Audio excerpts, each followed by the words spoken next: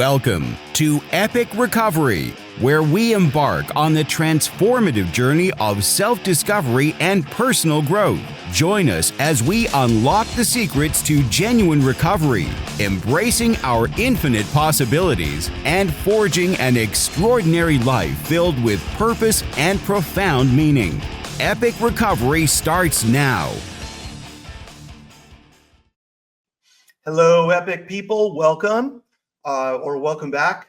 I'm really excited about what I'm going to talk about today.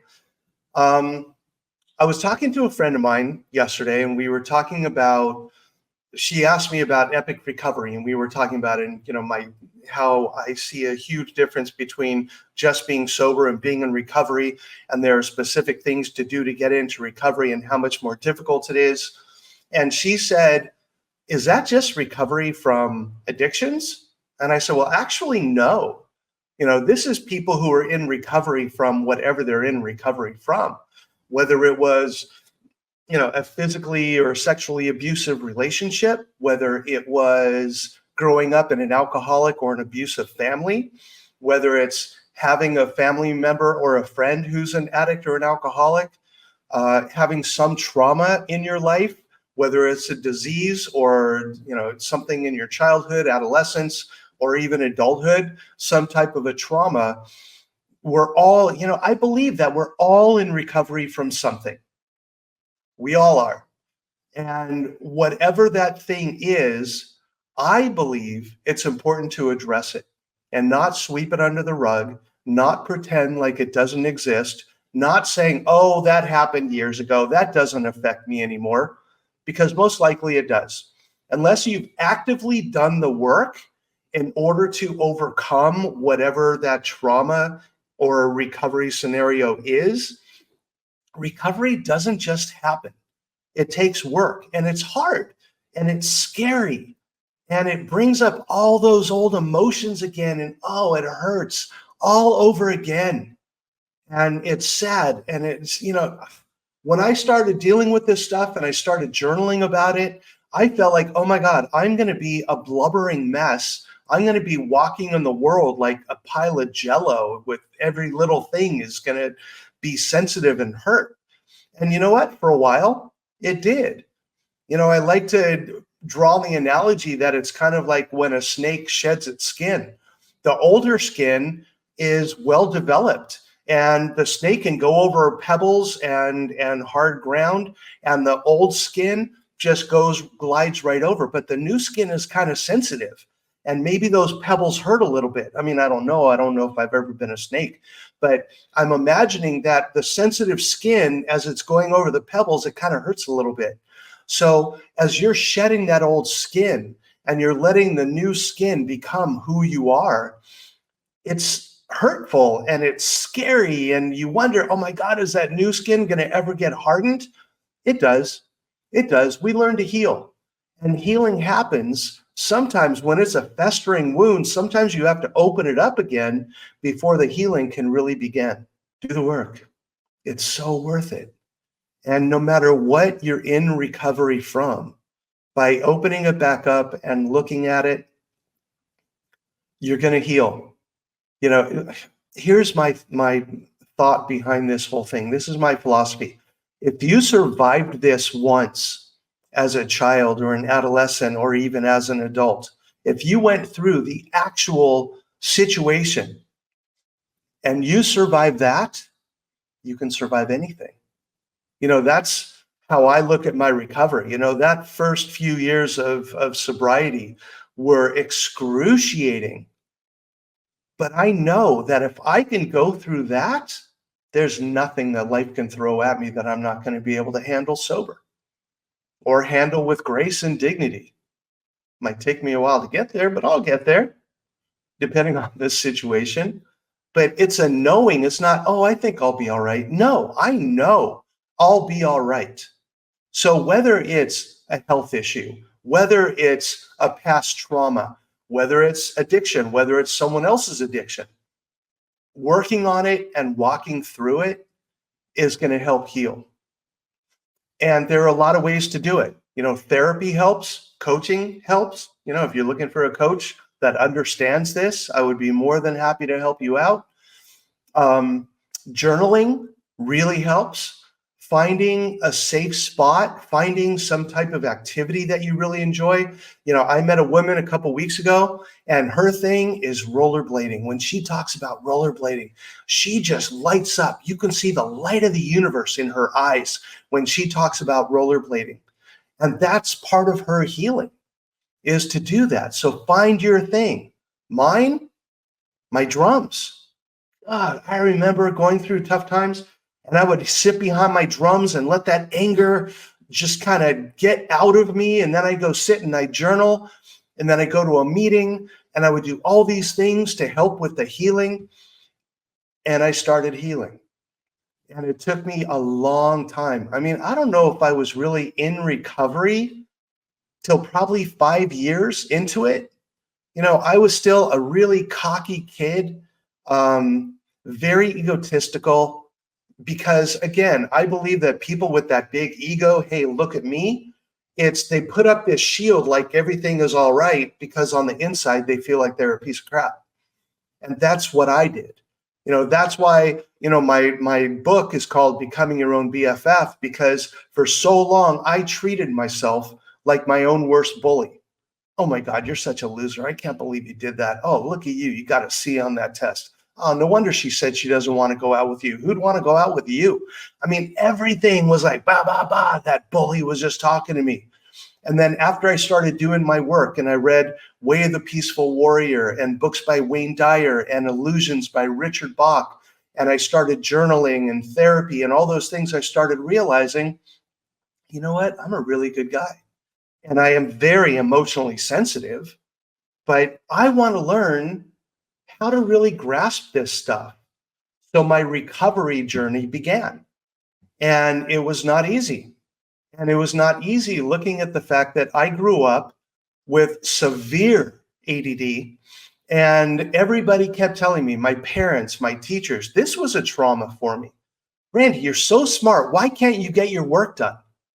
And before I moved here to San Diego, I remember I found a duffel bag, and it was filled with all this stuff. I found old ticket stubs from concerts that I had been to, Aerosmith, Black Sabbath, Queen. I mean, it was awesome. And I found old journals of mine, and I'm looking through them like, oh my God, this is so cool to see what I used to feel and what I was dealing with and what I'm doing now. It was so awesome. And I found my old report cards from 6th grade, 8th grade, 10th grade. And it was a lot of C's and D's and F's. I'm a smart guy. I know that now, but I used to doubt that. I would get my report card. I'm like, God, why am I so stupid? Why can't I get this right? And the comments from my teachers, pretty much every single one of them, Randy's so smart. I don't understand why he's not getting his work done. But back when I was in high school and middle school and elementary school, ADD was not diagnosed. So I went through that not knowing what was going on, not knowing it wasn't my fault. I thought it was my fault. What's wrong with me? And that saying, what's wrong with you? What's wrong with you? That was really traumatic, and not getting support from teachers and parents. There was only one person who supported me. Actually, two. My high school Spanish teacher, Senora Romeri, she was amazing. She used to call me Randucci. And it was so cute. They were, oh, Randucci. And I used to love to make her laugh. I was the class clown. And I'd love to make her laugh. But still, I was getting C's in her class because I went, and not C, like, yes, C as in letter C. And, oh, that was funny. But I still wasn't doing well, even though the teacher liked me. But the one other teacher who believed in me was Mrs. Stevens, my English teacher. And she used to say, Randy, wow, I love your stories. You are such a good writer. I could see you doing that one day. I'm like, what? Me? Write a book? Write something? Nah, no way, not me.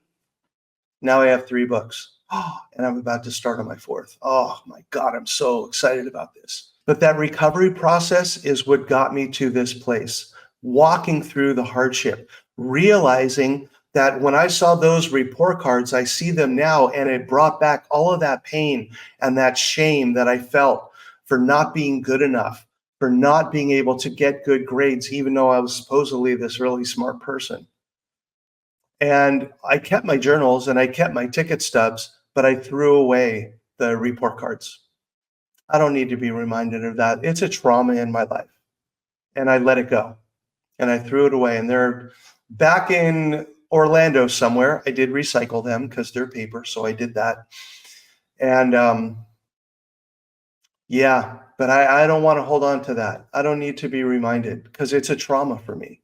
So trauma can come in many forms, but the recovery process is the same. No matter what your situation is, no matter what you're in recovery from, the healing, the recovery from that is the same. It's about forgiving yourself, in time forgiving those who hurt you. I know right now that might seem really difficult, and you don't have to worry about that for now. Put that on the shelf. You do not have to do that right now. But it's about dealing with the feelings and working through the feelings and finding support. Do not do this alone. I'm telling you, there's no way I could deal with all that on my own. You know, if it wasn't for Charlie, my therapist, and if it wasn't for my sponsor and the people who were in my life and my support network and the group that I was in, when I was in my master's program in counseling, one of the things I had to do was get involved with a group. And I did group therapy with this group. I was the only one who was in recovery. And I was still fairly new. I was like 3 or 4 years sober. And these people taught me how to be a member of society, how to recover, where I wasn't just talking 12 step and surrounding myself with that community, but taught me how to be out in the world. And that's where my recovery journey really began, as I was looking at all these things. And to realize that, yes, I'm a person in recovery, but that does not define me. It's a part of who I am, but it's not my entire being. And I started reading the books and journaling and doing all those things and looking at other methods of spirituality. I went for a reading one time with someone who read past lives, and I didn't believe it when I went, but what he said just blew me away. Oh, I'll tell you, because this is a recovery related show. So I went to my friend's house. His mom had someone come over who read past lives, and I didn't believe in any of that stuff. And I went over there anyway because I heard that the mom had free food, and I thought, I'll take some free food. And when he got around to me, he said, "Are you aware you have lived many lifetimes before this one?" I'm like, "Oh, okay, whatever." He said, "Are there any you would like to hear about, the ones most recent or the ones most past?" And I said, whatever's easiest. He said, "The easier ones are the ones most recent." I'm like, "Okay, most recent." And he kind of did this thing and he said, "In your lifetime before this one, you were a soldier in the Russian army. And it was your love of vodka that did you in. And you are here in this lifetime to learn from that mistake and to teach others from what you have learned." What? And I remember looking at my friend and going, "Dude, did you tell him I'm in recovery?" He was like, "Dude, I did not tell him a thing." Whoa. Because I had just gotten or was about to get my first job working in treatment. And how he knew that, there's no explanation for that.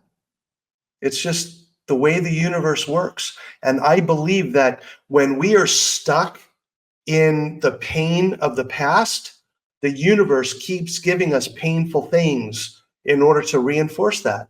The universe gives us what we put out there. But when we come into it with, I surrender, I want to learn a new way, I want to be in recovery, the universe goes, "Oh, finally." And it's just going to give you all these amazing gifts. It's going to happen. You know, just give it 1 month, give it 1 week, where whenever that bully voice starts to take over, think, what would my best friend say right now? Look for ways to find gratitude. Look for books that are going to shape a new way of looking at the world. You know, I really like the book Illusions. I love the book The Alchemist. the 4 agreements. There's so many out there. Find one that works for you. Therapy, coaching really, really helps to get that outside perspective. It's kind of, I remember my sponsor told me this when I first got sober. He said, here's my view of how sponsorship works. You find a sponsor because recovery can be like a jungle. And a sponsor is someone who's been there before. And they can tell you, don't go down that path. That's where the quicksand is. Don't go down that path. That's where the alligators are. If you go over here, that's going to be an easier path for you to get where you need to go. So find guides along the way. It'll help you to avoid the quicksand and the alligators, because it's tough enough when you do know your way. So find the guide. And journaling. Oh man, journaling is such a beautiful tool. I used to hate it. I remember when Charlie, my therapist, told me he wanted me to journal. And my thought was, dude, I'm not going to journal. Journaling's for girls. And he laughed. He said, Randy, journaling is for people who want to get better. He said, here's what I want you to do. Get an old notebook or whatever you have, and every day for 2 weeks, I want you to journal. I was like, 2 weeks? He said, yes. I don't care what you journal. I don't care how much you journal, but every day put something down on paper. I was like, fine. So I went home and I found an old notebook that I had used in a class like the last semester before. And I ripped out the pages that had stuff on it. There were still a few pages left. And I'm sitting there and I'm thinking, oh God, what am I going to write? I don't know what to write. I thought, he told me he didn't care how much I wrote or what I wrote. My first journal entry was, I don't know what to write. I'm done. And the next day, this is going to be a lot easier. I still don't know what to write. And the third day, I still don't know what to write.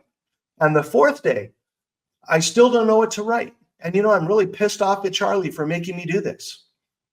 And then the next day, God, why do I have to do this for 11 more days? This is such a waste of time. I can't believe it. And today, blah, blah, blah. And all of a sudden, all this stuff started to come out of me.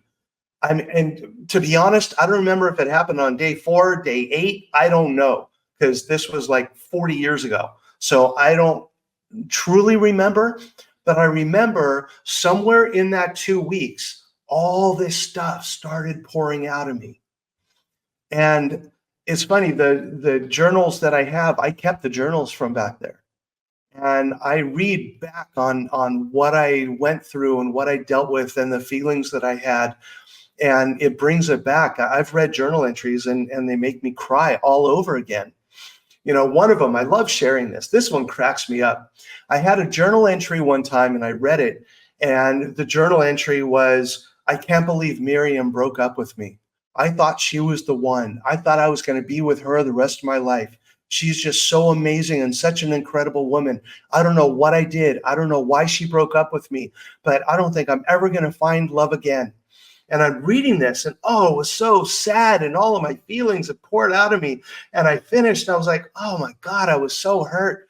And then I thought, who's Miriam? Oh my God, what does she look like? Does she have blonde hair, dark hair? Is she tall? Is she short? I have no idea who Miriam is or what she looks like or anything about her. But back then, it was so painful. And today, she could walk up to me tomorrow and say, hi, I'm Miriam. And I'd be like, who? Oh, don't you remember on your podcast, you talked about me in your journal entry? Yeah, I remember you. We broke up all those years ago. It's not going to happen, but that's how it would happen. I'd be like, I don't remember you at all. So that perspective of after you deal with the feelings and the situations in time, they no longer haunt you. They no longer have power over you. The longer you don't deal with those things, the more power they continue to have in your life. When you deal with them, they lose their power. So go for it. Make it happen, no matter what you're in recovery from. And if there's something specific you wanted me to talk about, absolutely. Shoot me an email, make a comment here. Let me know what I can do. I love answering emails that listeners send to me. It warms my heart It's like, someone was actually listening. So it's pretty cool. So feel free to do it. If there's anything I can do to help you on your journey, there's a reason why we're here right now. Find out what yours is. I know what mine is. Find out what yours is. So I hope you have an amazing week. Make your recovery epic. And whatever you're in recovery from, know that, yes, you can do this.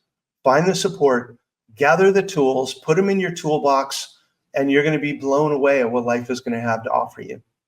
When we give positive, we get positive. When we give negative, we get negative. So I wish you a week of positive, a lifetime of positive. Make it happen. Go for it. What do you have to lose? So have a great week. I will see you again next week. And until then, stay in recovery, rock on, and talk to you later. All right, bye. Thank you for joining us on Epic Recovery. Remember, every obstacle you overcome is a testament to your heroic spirit. Conquer your fears, unlock your potential, and write the epic tale of your life's journey. Until next time, keep exploring, keep growing, and keep striving for the extraordinary.